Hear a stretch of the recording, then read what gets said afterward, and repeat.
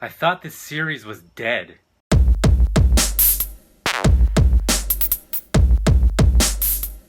Hey everybody, Greco Fabulous here, and welcome to another episode of Make Greco Cry.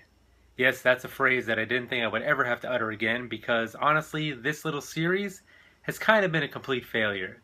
Outside of episode 1, there hasn't been a single book that I've garnered any kind of emotion from. And I've literally shot like 5 or 6 videos. Now you might be thinking like, hey Greco, there's only about 3 or 4 of them online. Yeah, because I didn't bother to post the other ones because, how many times can you fail publicly before you finally get the hint? So anyways, the only reason why this is happening is because I've been guaranteed by one Running with Comics that the following piece of literature will absolutely, without a doubt, make me shed some tears. And the challenger is I Kill Giants. So, let's get into it. Start the timer.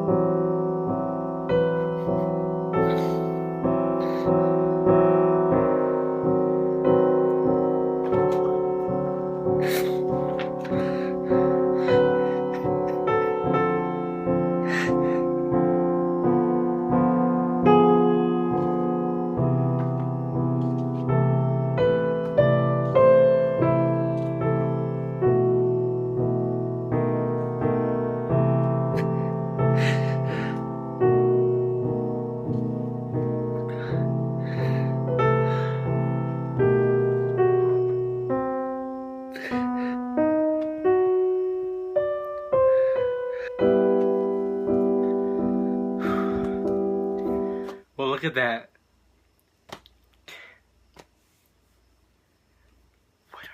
Why is my face leaking? My nose is dripping. Well, guess Make Greco Cry is a thing again. I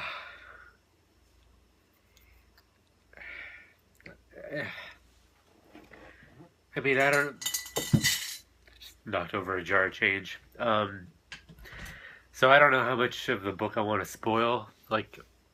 And it's a great read. There was so much humor in the beginning of it that I was like, okay, I'm enjoying it. And maybe that's the thing. Maybe that's how you know you're going to have such a strong emotional connection to a piece of literature, is when it's almost like they set you up for it, that gut punch where it's like, all right, let's open up his let's open up his emotions a little bit, make him laugh, make him enjoy himself, get kind of lost in this world, and then right in the kisser, But I guess that's the thing. You can't. This book is definitely like a snowball that avalanches into a whole ton of emotions. So it basically centers on this one girl who, she's kind of an outcast. She, kind of geeky. She plays Dungeons and Dragons, and she doesn't have many friends. She's kind of hard to get along with. She considers most people to be dumb and puts them down that way. So she's kind of isolated in that regard. But then also,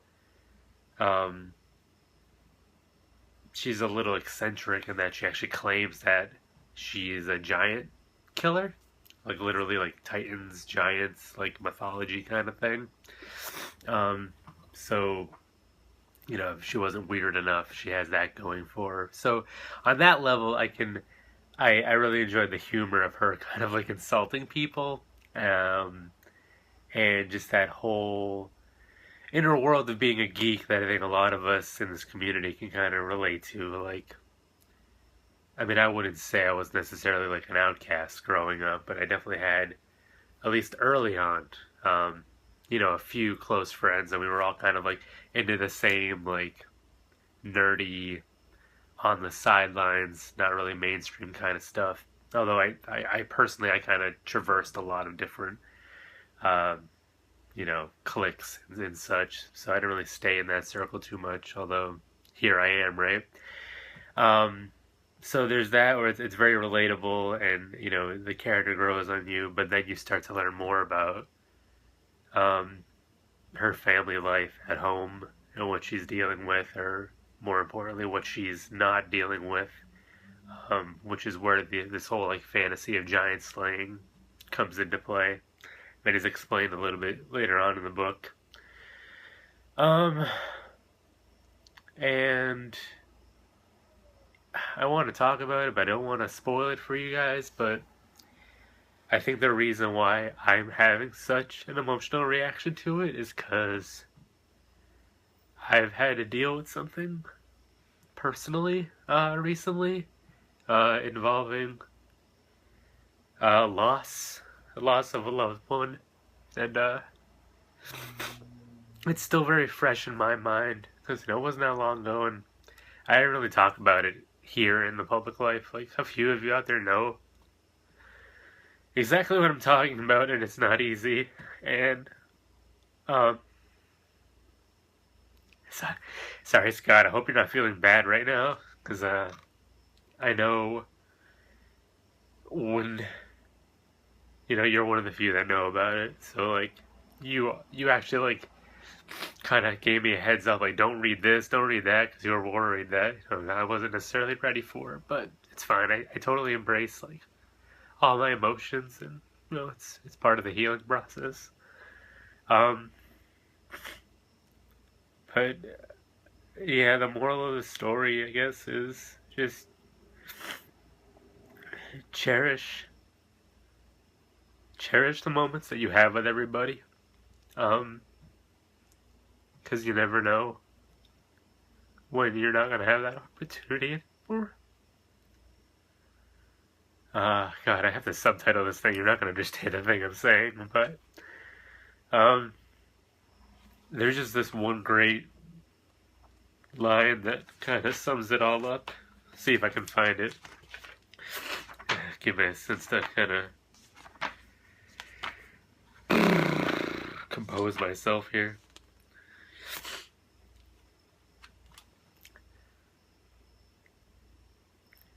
All things that live die. This is why you must find joy in the living, while the time is yours, and not fear the end. To deny this is to deny life. To fear this is to fear life. But to embrace this, can you embrace this? You are stronger than you think. So, I think we've all experienced loss. It sucks, but at the end of the day, we're stronger for it. We all find some way to persevere and just keep living. And that's what this book is about. So, if you want to blubber like an idiot, I strongly recommend I Kill Giants. Thanks, Scott.